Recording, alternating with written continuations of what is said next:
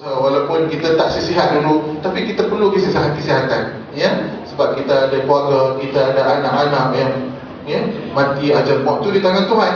Tetapi kewajipan kita untuk kita memelihara anugerah ini bagi saya bukan perkara yang kita boleh pandang sebelah mata. Alhamdulillah. Jadi tajuk fokus yang pertama yang kita bincangkan niat tadi, ini besar. Dan di atas faktor inilah pihak pengurusan dan tuan-tuan telah bergerak kerana niat tadi, kerana dia menjadi satu asas di dalam Islam, dalam kehidupan kita, bahawa kita perlu memulakan apa sahaja dengan niat, ataupun orang kita lebih selesa dengan kata nawaitu, ya. Apa nawaitu kita? Maka nawaitu kita pertama sekali kita letak kerana Allah Tuhan kita. Dan diterjemahkan nawaitu kita tadi dalam doa iftitah kita. Ya, dalam doa iftitah kita diterjemahkan nawaitu kita itu.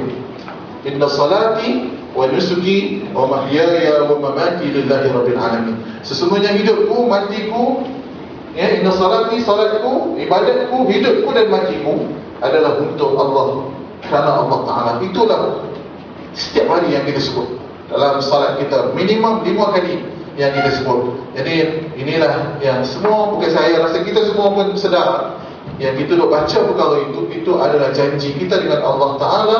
Salat kita bukan hanya salat kita, bukan hanya ibadah kita, hidup kita sepenuhnya. Hidup kita itu sepenuhnya amanah Allah.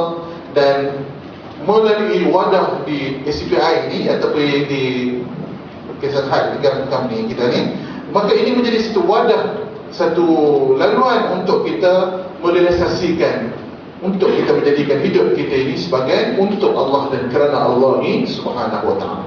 Jadi kita bersyukur kepada Allah Ta'ala atas kurniaan nikmat yang sangat besar ini. Tuan-tuan dan puan-puan yang dirahmati Allah ini Subhanahu wa ta'ala. Seterusnya yang saya nak sentuh dalam perkara yang kedua pada malam ini, kalau kita lihat di dalam Al-Quran, kita ada sejumlah ayat yang berbunyi A'udzu billahi minasyaitonir rajim. Duribat 'alaihimudz dhillatu aynama thuqifu illa bihablin minallahi wa hablin minan nas. Ayat yang saya rasa ramai yang hafal dekat dewan ini.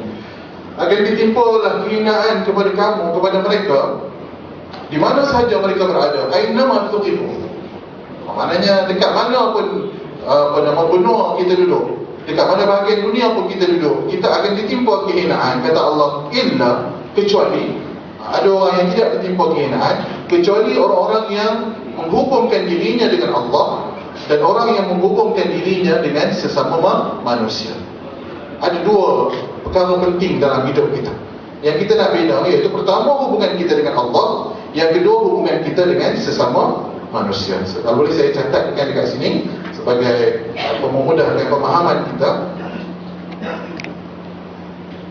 iaitu yang pertama hablum minallah, yang kedua sebagai hablum minan nas. Inilah yang kita sebut sebagai pecahan daripada ibadah yang kita nak bangunkan, yang merupakan seluruh isi hidup kita. Itulah tujuan kenapa Allah Ta'ala cipta kita. Jadi tak perlu cari lagi, manusia tak perlu cari lagi dia nak buat apa dalam dunia ini, kerana jawapannya telah pun ada di dalam Quran.